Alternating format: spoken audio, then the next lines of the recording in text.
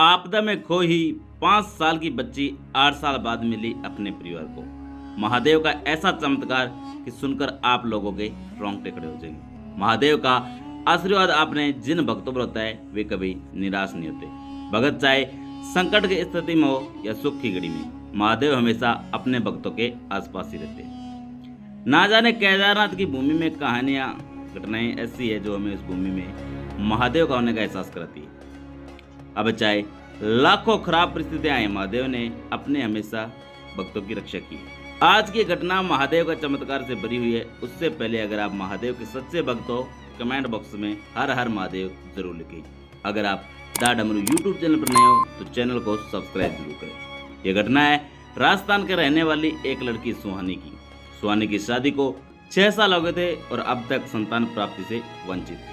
सुहानी और उसका पति सूरज एक दूसरे से बहुत प्यार करते थे। साथ में दोनों महादेव के बहुत बड़े भगत थे।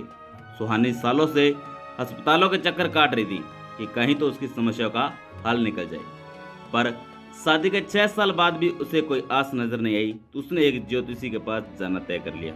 वो ज्योतिषी राजस्थान के जाने माने ज्योतिषी थे और सभी उन्हें मानते थे। उनके पास सभी समस्याओं का हल होता है।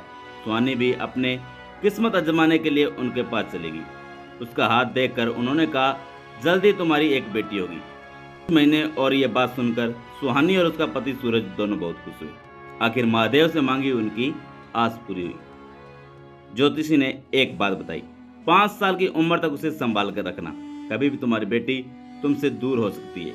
ये बात सुनकर सुहानी को चिंता होने लगी। सुहानी को समझ में नहीं आ रहा था कि बेटी की खबर सुनकर खुश हो या फिर खोने के खतरे को लेकर दुखी।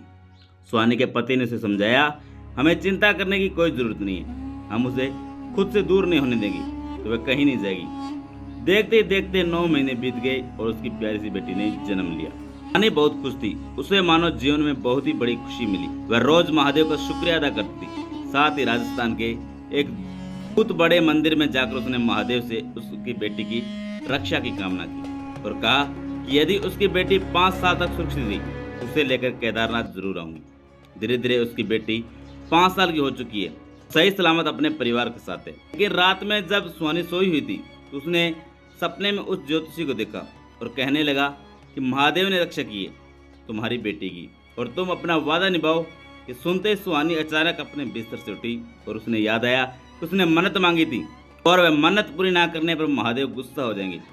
उसने सूरज को सब कुछ बताया और अपनी बेटी को लेकर महादेव की भूमि में पहुंच गई। लोगों ने केदारनाथ में महादेव की पूजा की और वहीं ठहर गए।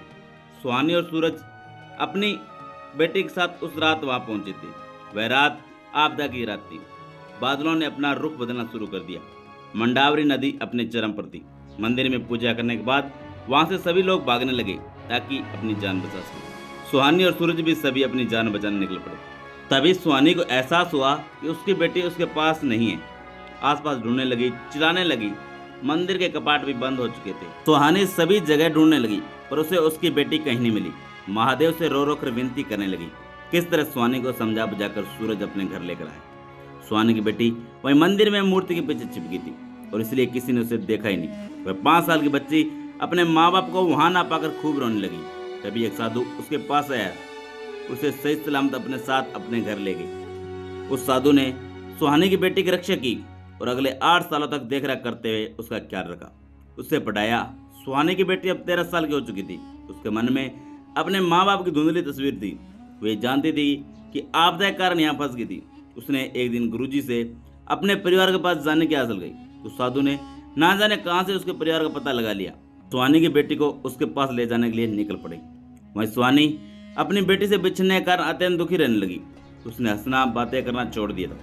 एक दिन सुहानी अपने आंगन में खड़ी थी, सूरज का इंतजार कर रही थी। उसने देखा एक लड़की माँ माँ चलाते हुए उसके पास आ रही है। उसे समझ में नहीं आया। अब वह बच्ची सुहानी के गले से लगी तो उसको एहसास हो गया कि वह उसी की बेटी है जो उससे बिछड़ गई थी। वह खूब रोने लगी। सुहानी की बेटी ने सारी कहानी उसे बता दी। साधु के बारे में बताया। जब दोनों ने पीछे देखा तब साधु गायब हो चुका था। सुहानी को उन्होंने धन्यवाद कहना था पर वह कुछ न कह पाई। सुहानी की बेटी ने उसे एक चिट्ठी दी। साधु ने सुहानी के लिए दिया था। उसमें लिखा था कि तुम्हारी बेटी सही सलामत घर पहुंच गई, तुमने मुझसे मन्नत मांगी थी, लो मैंने पूर्ण किया। ये चिट्ठी पढ़कर सुहानी और रोने लगी और महादेव को धन्यवाद कहने लगी। उसे समझ आ गया था इतने साल तक उसकी बेटी की रक्षा करने वाला और उसके साथ रहने वाला कोई और नहीं, स्वयं महादेव थे। ये वीडियो कैसे लगी कमेंट बॉक्स में हमें जरूर बताइए और महादेव के सच्चे भगत हर हर महादेव जरूर जरूर लिखिए।